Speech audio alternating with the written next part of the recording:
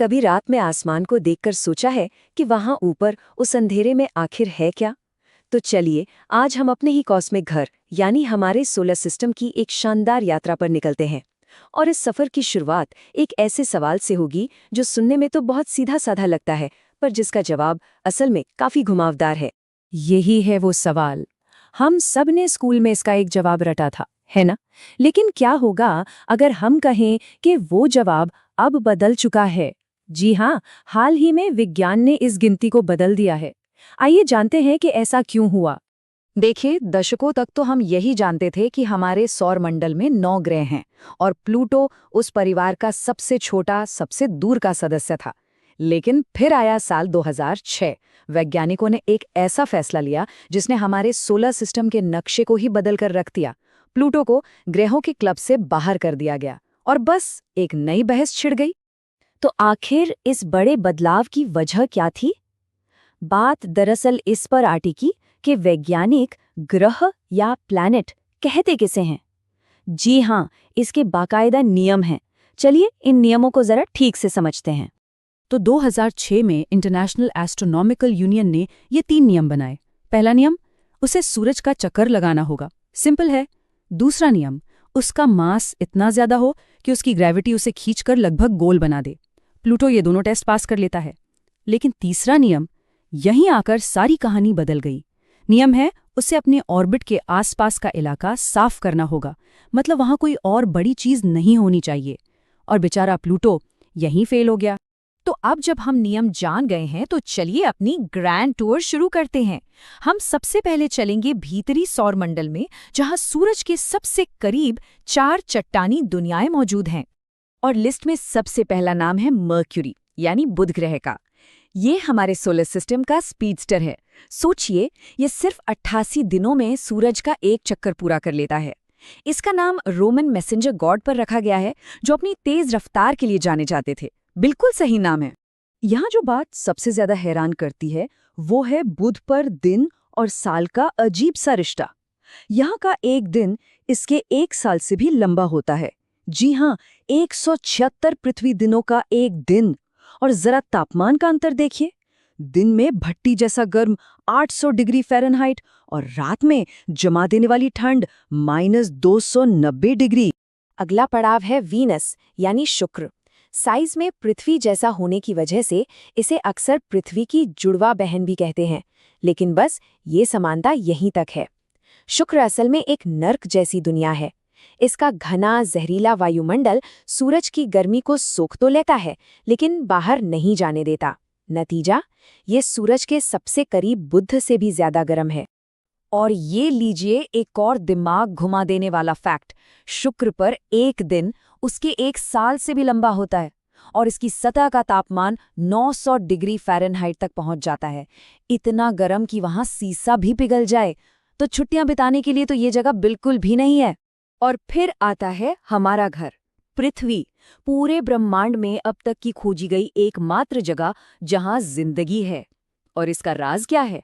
तरल पानी। एक ऐसा तोहफा जो हमारी दुनिया को इतना खास और कीमती बनाता है। भीतरी ग्रहों का हमारा ये सफर खत्म होता है मंगल पर। इसे लाल ग्रह या द रेड प्लैनेट भी कहते हैं। और इसका ये लाल रंग असल में जंग की वजह से है। जी हाँ, इसकी सतह पर मौजूद लोहे में जंग लग गया है। तो ये सचमुच एक जंग लगी हुई दुनिया है। मंगल ग्रह बहुत दिलचस्प है। इसके 2 छोटे आलू जैसे चांद हैं। यहीं पर हमारे सौरमंडल का सबसे बड़ा ज्वालामुखी ओलंपस मॉन्स भी है। और सबसे बड़ी बात, वैज्ञानिकों को पक्के सबूत मिले हैं कि अरबों साल पहले यहाँ नदियां और झीलें बहती थी। साथ ही यहाँ का एक दिन लगभग 24.6 घंटे का होता है, पृथ्वी के बराबर ही। शायद इसीलिए इंसान भविष्य में वहां जाने के सपने देखता है।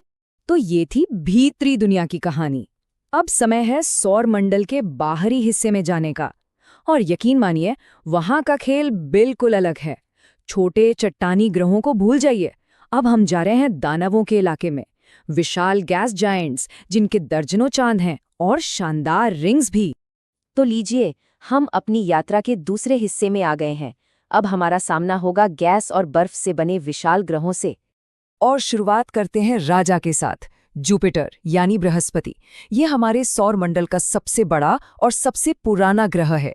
ये इतना ज्यादा बड़ा है कि अगर आप बाकी सारे ग्रहों को मिला भी दें तो भी उनका कुल वजन जुपिटर के आधे से भी कम होगा।